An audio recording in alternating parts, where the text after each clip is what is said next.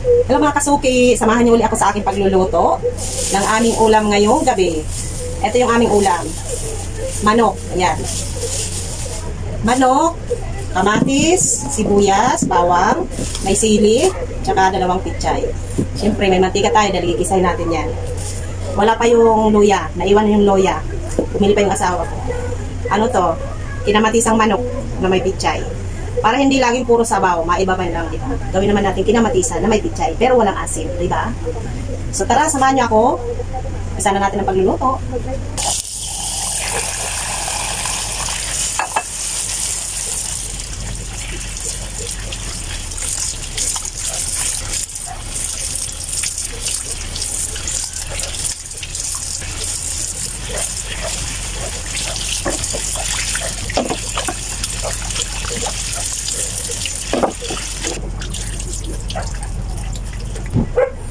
Yan, meron na tayong tanlad. Nahuli kanina.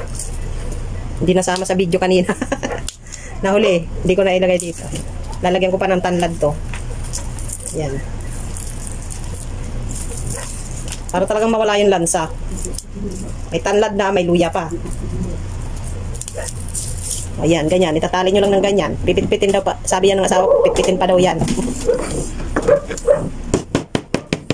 Yan. Para talagang maglasa.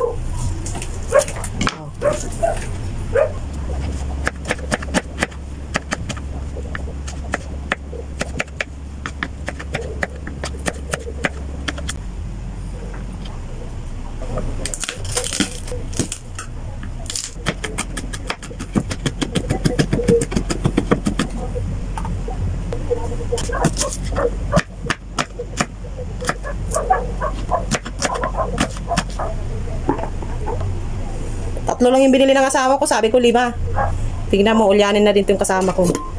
5 kamatis, ginawang 3 lang.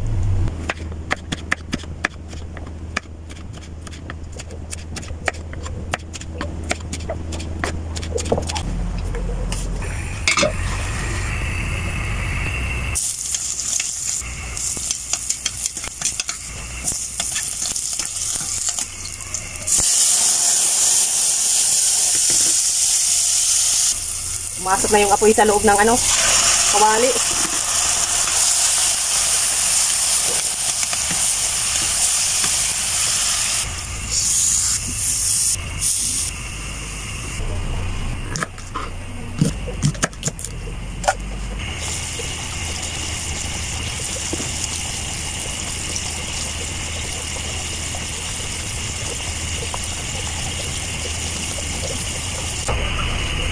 Ayan, kumulo na.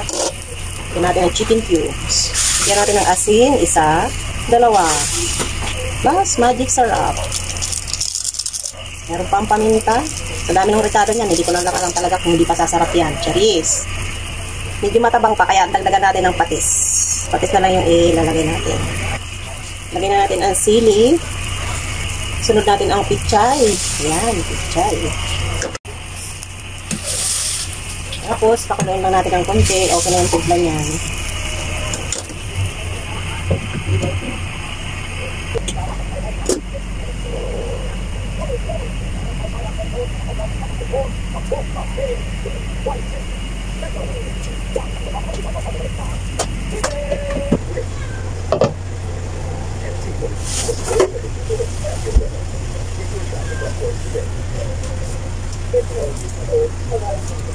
Okay na, kakain na.